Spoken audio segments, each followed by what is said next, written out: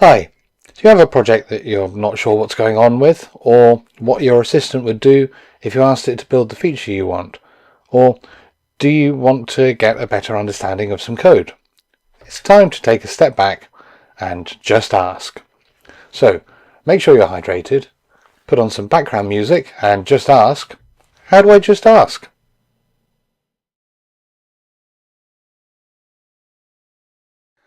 Just Ask is a pattern in the Chiron Codex catalogue of interaction patterns for AI-augmented software development that I share in the Chiron Codex Patreon. In intent, the pattern is very simple. Don't tell your assistant to do something, ask it a question instead. This helps you to take advantage of the generative capabilities of LLMs to provide answers based on your question and the associated context, for example the source files in your project, without having it generate changes in that project. You can use this pattern if you want to improve your understanding of what's going on in the project.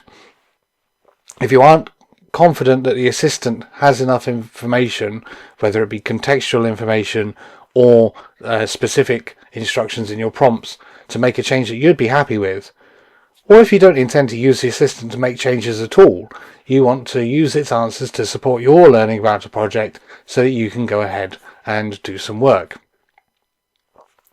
To support Just Ask, some coding assistants have a plan or ask mode in which they don't have access to tools like writing files or editing files that would let them modify the project content.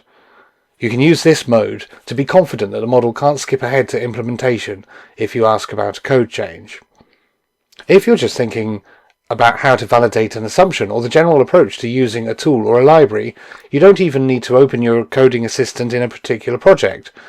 You could use any chat interface to your model, for example, the provider's website or the chat interface in your model's host software.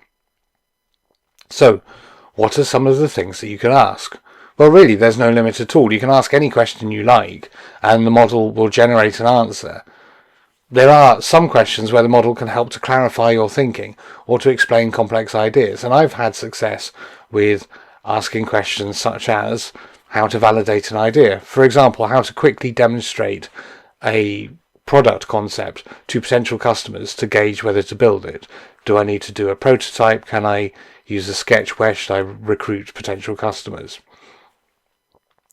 I can just ask about the range of tests that I need to characterize the behavior of legacy code, and what are some options for inserting seams into the existing code to make it more testable.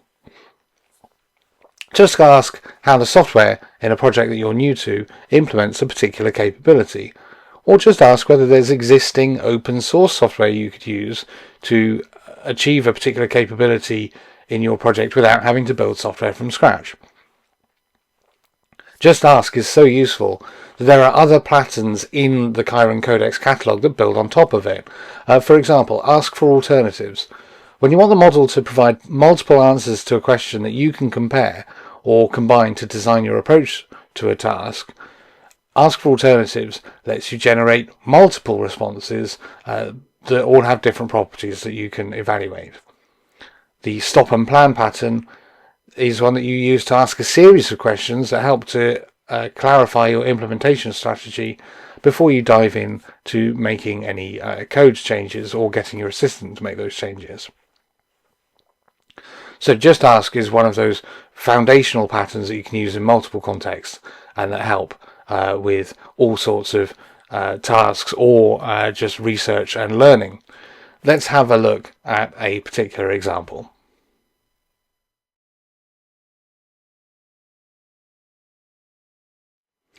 So here I am using just the LM Studio chat interface because I don't need the project context for the question I have to ask.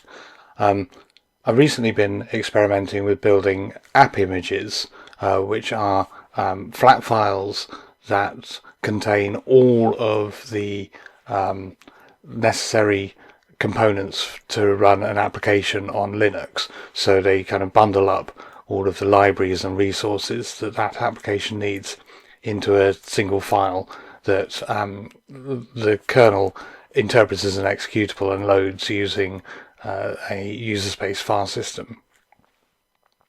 So I've been wondering whether it would be possible to create a kind of software update stream that uses app image files that are distributed through an RSS feed. So when there's a later version of the app, you release that to your server and you update the RSS feed, and then the applications test that feed, get new information about the new update, downloaders, and run the update. It's very similar to how the open source Sparkle software update library for macOS works. I'm just wondering whether that would work on Linux. So I'm just going to ask.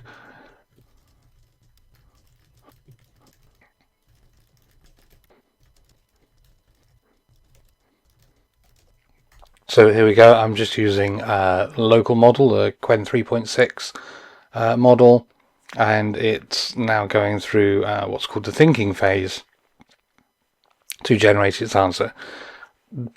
Of course, a large language module doesn't think as such. The thinking phase is when it generates text for its own use that's kind of riffing, if you like, on the on the text that's in the prompt and its context, and then that is used in a kind of feedback loop to generate the final answer. So that can help with either generating like sort of wider variety of ideas, or with refining the context. And while I've been talking about refining the generated output that is actually shown as the response, while I've been talking about this, it's already completed and it's got an answer. It's technically possible, and nobody actually does that. App image update uses its own API instead of RSS. GitHub releases use Atom and RSS, but don't necessarily use app image. App image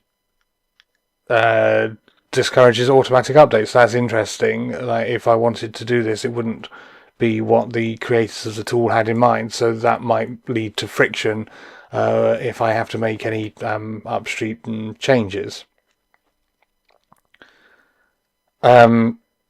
Self-replacement, that's actually a relatively simple process to resolve, because the app is running from a mounted file system, not from the app image file directly. So what happens is that you schedule a task that replaces the app image file and then relaunches the app, close the app, which unmounts the original file, and then you can do this out-of-band replacement and relaunch the app from the new app image. So that is a solved problem.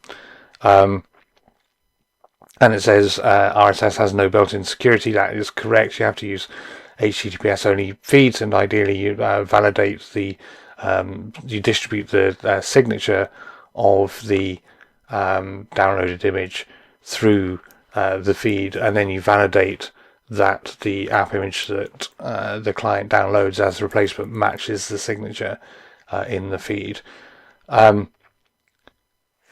So it looks like it's something that I would have to build myself, that it isn't necessarily what the creators of the app image tool have in mind for how that tool is used.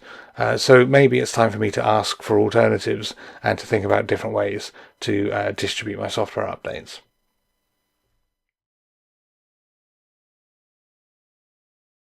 So that's an example of how I apply the just ask pattern. But I'm interested to hear, what kind of questions do you ask your models?